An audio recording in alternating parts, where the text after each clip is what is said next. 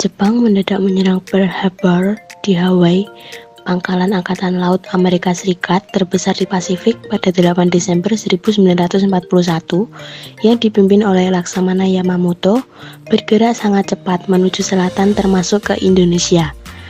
Peristiwa itu menjadi awal sebelum datangnya Jepang di Indonesia untuk mencari bantuan dalam Perang Asia Timur Raya. 1.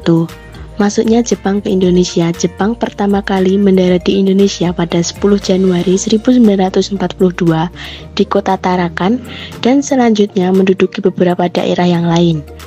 Pada tanggal 1 Maret 1942, Jepang mendarat di Jawa dan membuat Belanda menyerah tanpa syarat di Kalijati, Jawa Barat pada tanggal 8 Maret 1942 yang diwakili oleh pihak dari Belanda, Letjen Terpoorten, yang disaksikan oleh Gubernur Jenderal Belanda, Jorda van Stackenborg, kepada Panglima Perang Jepang, Jenderal Hitoshi Imamura.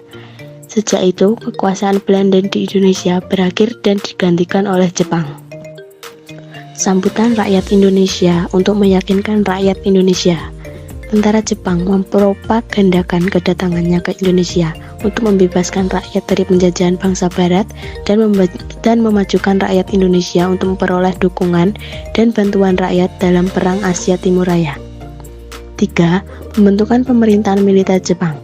Untuk menjalankan pemerintahan di Indonesia, Jepang membagi wilayah Indonesia bekas Hindia Belanda menjadi 3, yaitu A. Tentara ke-25 Tommy Sudan atau Pemerintahan Militer Angkatan Darat, B. Tentara ke-16 Asamu Sudan atau Pemerintahan Militer Angkatan Darat, C. Armada Selatan kedua Pemerintahan Militer Angkatan Laut. 4.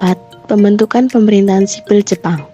Menurut Undang-Undang Nomor 28 tentang Pemerintahan Shu serta Tokubetsushi, Jepang membagi wilayah pemerintahan daerah atau semi-militer menjadi beberapa tingkatan, yaitu A. Shu Karasidenan dipimpin Shojukan, B. Shi Kota Praja dipimpin Shicho, C. Ken Kabupaten dipimpin Guncho, D. Gun Kawedanan dipimpin Guncho, E. Son Kecamatan dipimpin Sonjo, F. Ku Desa atau Kelurahan dipimpin Kujo. B. Organisasi Pergerakan Massa Pendudukan Jepang. Jepang membubarkan hampir semua organisasi yang dibentuk pada masa kolonial Hindia Belanda dan membentuk organisasi baru untuk bangsa Indonesia yang bersifat sosial kemasyarakatan, semi-militer, dan militer. 1. Organisasi sosial kemasyarakatan. Jepang berusaha menarik simpati bangsa Indonesia agar mau memberikan dukungan dalam memenangkan Perang Asia Timur Raya dengan membentuk organisasi sosial kemasyarakatan sebagai berikut. Gerakan 3A. Gerakan 3A dibentuk tanggal 29 Maret 1942. Gerakan yang dipimpin Mr. Syamsuddin dan memiliki 3 arti, yaitu Jepang Pelindung Asia ini terbentuk untuk menanamkan semangat pro-Jepang demi menghadapi pasukan sekutu, bekerja sama dengan para pemimpin bangsa. Namun gerakan ini tidak bertahan lama karena kurang mendapat simpati dari masyarakat Indonesia dan akhirnya dibubarkan. B. Putera, Pusat Tenaga Rakyat. Putera didirikan pada tanggal 16 April 1943 yang dipelopori oleh 4 serangkai seperti pada teks. Dari hasil tawaran kerja sama pihak Jepang karena kegagalan gerakan 3A, tawaran itu disambut hangat oleh para pemimpin bangsa dengan tujuan yang sama. Seperti terbentukan gerakan 3A, Putera dibubarkan Jepang pada tahun 1944. 2. Organisasi semi-militer. Para pemuda di Indonesia memiliki jumlah yang banyak, cukup kuat, bersemangat, dan pemberani. Melihat itu, Jepang berniat untuk membuat organisasi semi-militer bagi pemuda Indonesia demi tujuannya adalah A. Pengerahan tenaga pemuda untuk membentuk pemuda Indonesia yang disiplin dan kesatria. Jepang menyelenggarakan pendidikan secara umum, sekolah dasar atau sekolah rakyat dan sekolah menengah, maupun khusus BPAR, Barisan Pemuda Asia Raya. B. Pendidikan semi-militer berikut adalah organisasi semi-militer, yaitu 1. Seinendan, Barisan Pemuda umur 14-22 tahun, dibentuk pada tanggal 29 April 1943. 2. Kei Bodan, pembantu polisi pemuda umur 23-33 tahun, dibentuk pada tanggal 29 April 1943. 3. Fu Jin Kai, barisan wanita umur 15 tahun ke atas, dibentuk bulan Agustus 1945. 4. Gaku Kotai, barisan kalangan pelajar. 5. Sui Shintai, barisan pelopor. 6. Kaikyo Seinen Taishinti, Hizbullah atau pasukan sukarelawan pemuda Islam. 7. Jiba Kutai, barisan berani mati, dibentuk pada tanggal 8 Desember 1944. 3. Organisasi militer pada masa pendudukan Jepang. Ada 2, yaitu Heiho dan Peta. Berikut penjelasannya. A. Heiho. Heiho dibentuk pada bulan Oktober 1943. Heiho merupakan prajurit Indonesia yang langsung ditempatkan di dalam organisasi militer Jepang, baik Angkatan Darat maupun Angkatan Laut, dengan tujuan menambah jumlah kekuatan tentara Jepang untuk mempertahankan negeri-negeri yang telah didudukinya. Heiho dibubarkan oleh PPKI setelah Jepang menyerah pada Belanda. B. Peta, pembela tanah air. Peta atau Tentara Sukarelawan Pembela Tanah Air dibentuk pada tanggal 3 Oktober 1943 berdasarkan maklumat Osamu Seirei nomor 44 yang diumumkan oleh Panglima Tentara ke-16, Letnan Jenderal Kumagichi Harada sebagai tentara sukarela. Peta bersifat se-Indonesian. Setelah Indonesia merdeka, mereka yang berasal dari Peta banyak yang menjadi pemimpin Indonesia, seperti Jenderal Sudirman, Jenderal Gatot Subroto,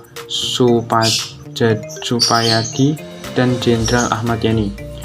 Veteran-veteran tentara Peta telah menentukan perkembangan dan evolusi militer Indonesia, antara lain dari pembentukan Badan Keamanan Rakyat atau PKR, Tentara Keamanan Rakyat atau TKR, Tentara Keselamatan Rakyat, Tentara Republik Indonesia TRI, hingga pada akhirnya TNI, Tentara Nasional Indonesia. C. Pengerahan dan penindasan virus perlawanan.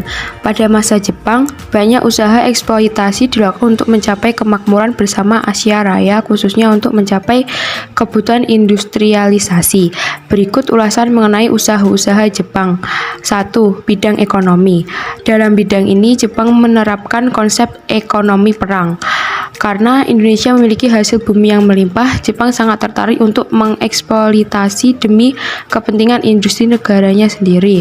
2. Eksploitasi manusia. Selain di bidang ekonomi, Jepang juga menguras banyak tenaga kerja orang Indonesia untuk bekerja demi tujuan Jepang. Tak ada upah yang diberikan ketika semua tenaga dikerahkan habis-habisan, atau yang disebut romusa. Hal ini membuat kesengsaraan rakyat Indonesia dengan banyaknya rakyat yang meninggal karena kelaparan dan sakit. 3. Pengendalian di bidang pendidikan dan kebudayaan. Pemerintah Jepang mulai membatasi kegiatan pendidikan. Bahasa Indonesia dijadikan mata pelajaran utama, sedangkan bahasa Jepang menjadi mata pelajaran wajib di sekolah. Para pelajar harus menghormati budaya dan adat istiadat dan kegiatan Jepang. Hal itu membuat rakyat Indonesia menderita. Akibat itu timbullah perlawanan dari berbagai daerah karena kebijakan pemerintah Jepang yang sewenang-wenang.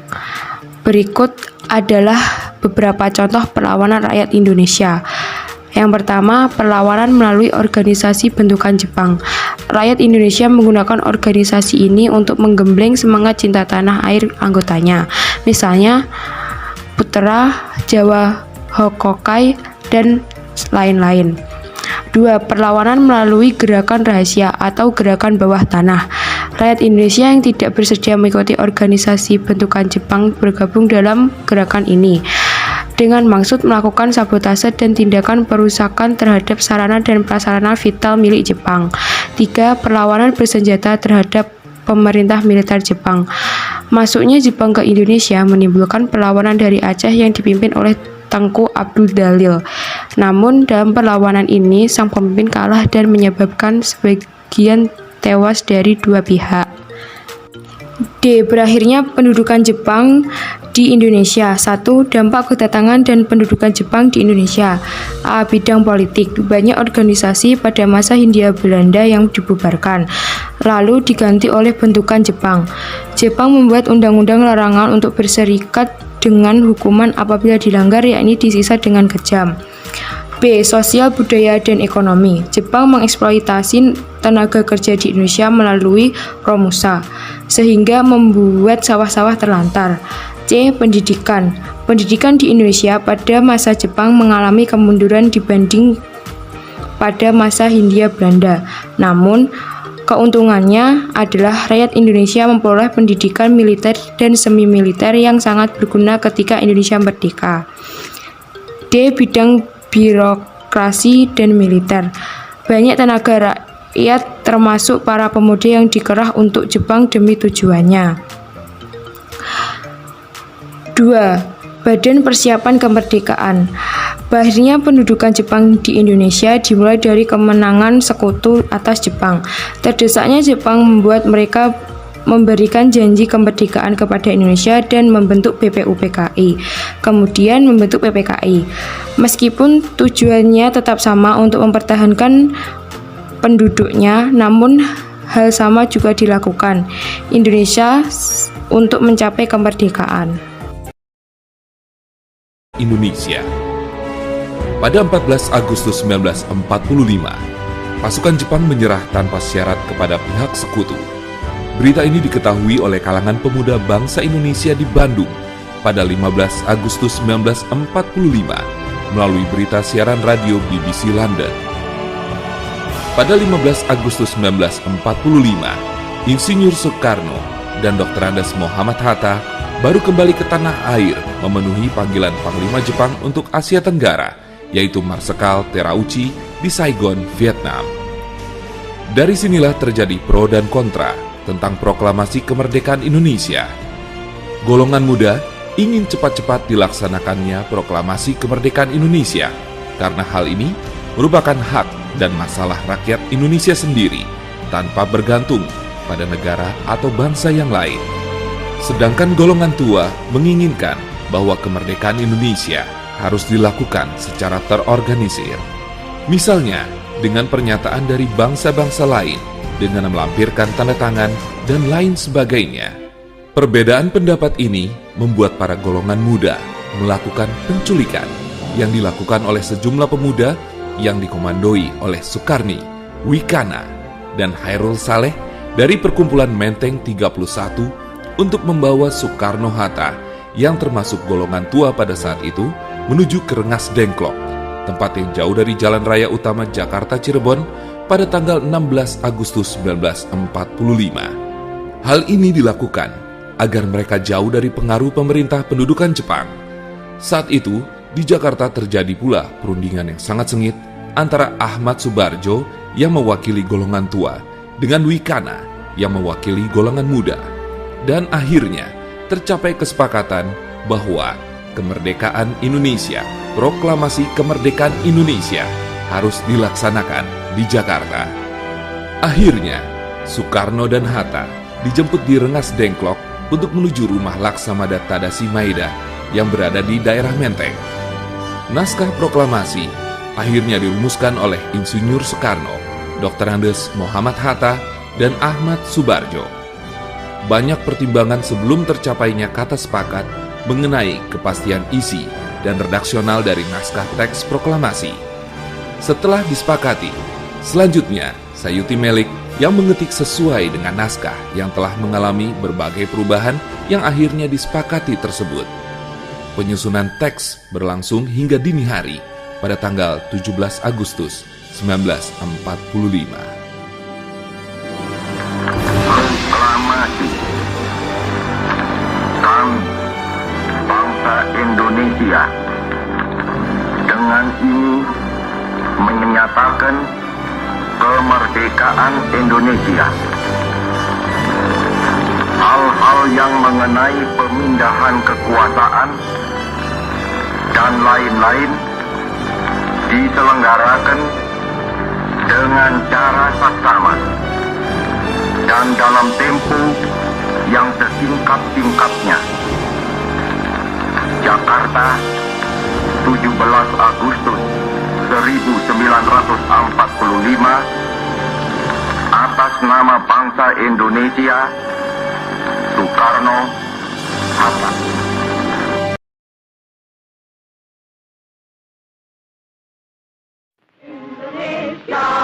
Tanah airku, tanah tumpah darahku.